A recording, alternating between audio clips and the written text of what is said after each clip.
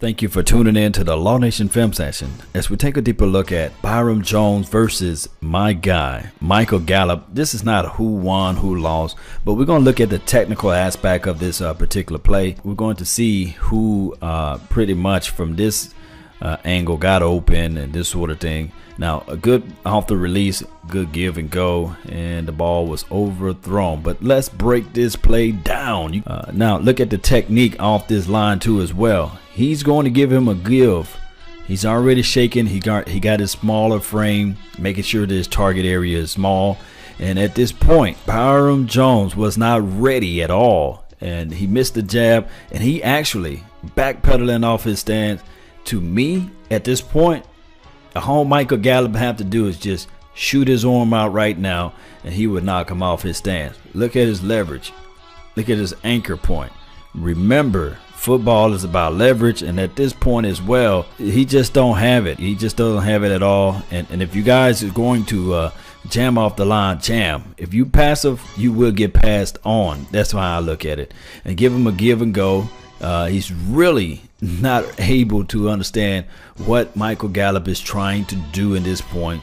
Once you get the separation right here, Gallup right here uses his arm to extend, pushes him off. This is a veteran move. I like this. The refs will not call this at all. He give him the little arm, and he lost track of the ball. As we can see, the ball is kind of far along ahead of him. And the reason why he's not on top of this, because he bit to the play action. This play, if you look back at it, it was actually, like I said before, it was a offside play and a free play of the National Football League. And if we look at the spot of the ball was overthrown. Michael Gallup didn't know where the ball was at. Or, you can argue the fact that Dak Prescott overthrew the ball. But this is practice, guys. So you're going to get that all the time. That rapport, that continuity is still being built. Now on this play, this is Allen Hurns versus my guy Byron Jones again. I don't like Byron Jones giving up the free release. To me personally, it just will not work. As we're going to look at this play, get that hand back. But let's break this play down too as well. Allen Hurns won this battle. And like I said, this is not like who won, who lost battle. But we're going to break it down. Allen Hurns is strong and physical, and he can get the inside. And he has those traits, those abilities. Watch this. Give me that hand. He missed the actual contact on this play. And the play got to develop because we got Sean Lee, who is a knack. He can find the ball, so he's underneath. He cannot throw this ball in that window of time. He actually got to allow this play to go through his progressions. And as we can see here, you would never do this as a cornerback. Never turn your back. You just do not do it. If you want to do the redirect at that point, backpedal out of your stance and fly towards where the receiver is going at that point. But at this point, this the alley low. His alley is here. If he'd have sat on his route, he's got his back turned to the ball. You just don't do that. As well as, of course, this is an underneath pattern, so you got to wait. Now, throwing the ball with anticipation is what Dak Prescott did, because as we can see, the ball is already in the air, and all number 50 have to do is turn around and look and pay attention to the ball. But this is a man-to-man defense, so they trailing one another, and the ball is there.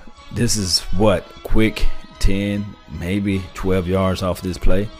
And you get that from your guy number 17, who's an efficient route runner. Now on this play, we're going to see my guy T will motion into the flats right here, or motion into the inside. He's going to be playing the slot receiver position in this play. The thing is with this play altogether, normally when you line up in the slot, you get what you call a free release. He's going to get a free release off of this line, and he's going to shake the draws off of number 25. Got his feet planted, but he didn't catch the ball. He didn't hold on to the ball. And that's what we want to look for, the motions of the receiver. I like this out of Scott Linehan's playbook, motion the receiver. It makes it so difficult for the defensive back. He played his foot and he was able to get free on this. He thought he was breaking to the outside when he broke inside, but he still dropped the ball. Now LVE, his ability to sit down on the route in the middle of the field. You guys know Mike linebacker, or I would say middle linebacker, is what I call the fourth hardest position in the National Football League to learn. And here's why. You got so many responsibilities. You got to call out this backfield play. You got to call out the front four and also your compadres. The other linebackers in the crew, you got to line up and sign them to certain levels within the defense too as well.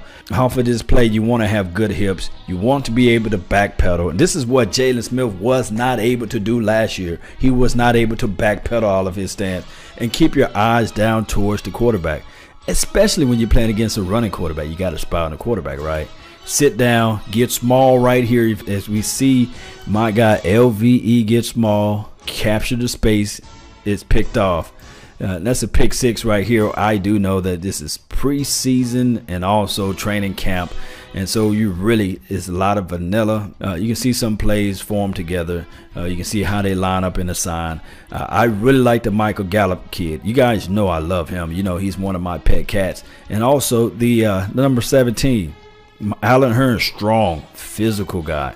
I mean, he tried to give him the jam, knocked his hand out the way. That's what I like to see out there any day, even twice on Sunday. Even Terrence Williams, he got a bone to pick. He got an axe to grind. He got a chip on his shoulder. He want to prove to everybody that DUI would not stop him. He got that type of mindset that he's really ready to show everybody that he can play in his league.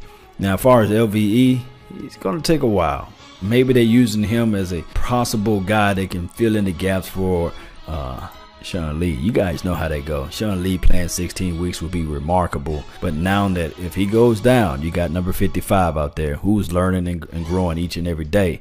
I want to know your opinions. I really want to know your thoughts on this whole defensive side of the ball and also offense. That's all the time I have for today. I really thank you for yours.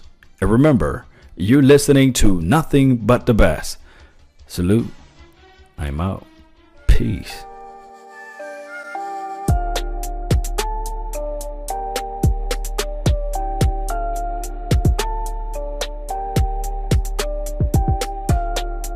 Test your luck.